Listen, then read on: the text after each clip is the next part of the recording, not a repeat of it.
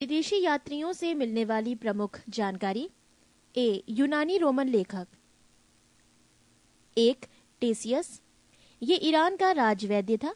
भारत के संबंध में इसका विवरण आश्चर्यजनक कहानियों से परिपूर्ण होने के कारण अविश्वसनीय है।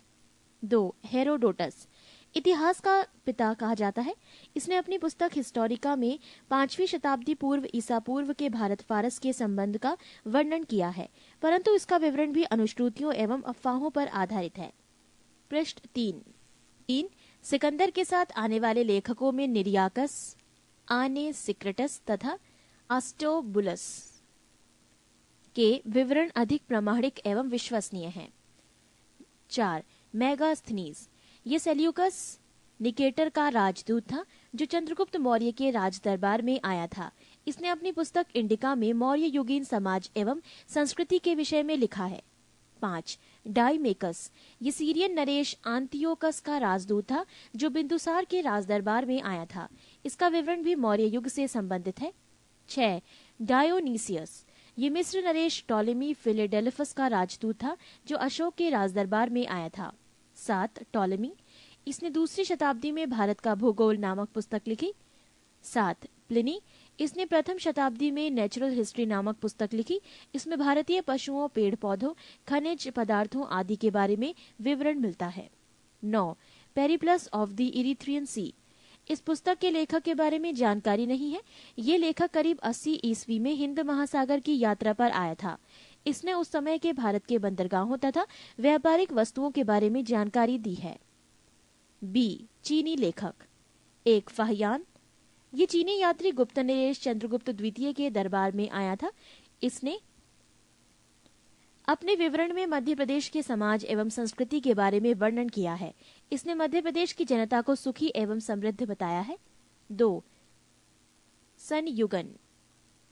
ये 518 ईस्वी में भारत आया। इसने अपने 3 वर्षों की यात्रा में बौद्ध धर्म की प्राप्तियां एकत्रित की। 3, हुएनसांग। ये हर्षवर्धन के शासनकाल में भारत आया था। हुएनसांग 629 ईस्वी में चीन से भारतवर्ष के लिए प्रस्थान किया और लगभग 1 वर्ष की यात्रा के बाद सर्वप्रथम ये भारतीय राज्य कपिशा पहुंचा। भारत में 15 वर्षों तक ठहरकर 645 ईस्वी में चीन लौट गया। वो बिहार में नालंदा जिला स्थित नालंदा विश्वविद्यालय में अध्ययन करने तथा भारत से बौद्ध ग्रंथों को एकत्र कर ले जाने के लिए आया था। इसका भ्रमण वृतांत CU की नाम से प्रसिद्ध है, जिसमें 138 देशों का विवरण मिलता है।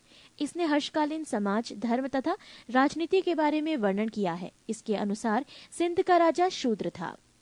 नोट: हुएनसांग के अध्ययन के समय नालंदा विश्वविद्यालय के कुलपति आचार्य शीलभद्र थे। 4, इत्सिंग। ये 7वीं शताब्दी के अंत में भारत आया। इसने अपने विवरण में नालंदा विश्वविद्यालय, विक्रमशिला विश्वविद्यालय तथा अपने समय के भारत का वर्णन किया है। सी, अरबी लेखक। 1, अल-बरूनी। ये महमूद गजनवी के साथ भारत आया था। अरबी में लिखी गई उसकी कृति किताबुल हिंद या तहकीके हिंद भारत की खोज आज भी इतिहासकारों के लिए एक महत्वपूर्ण स्रोत है। इसमें राजपूत कालीन समाज, धर्म, रीति रिवाज, राजनीति आदि पर सुंदर प्रकाश डाला गया है।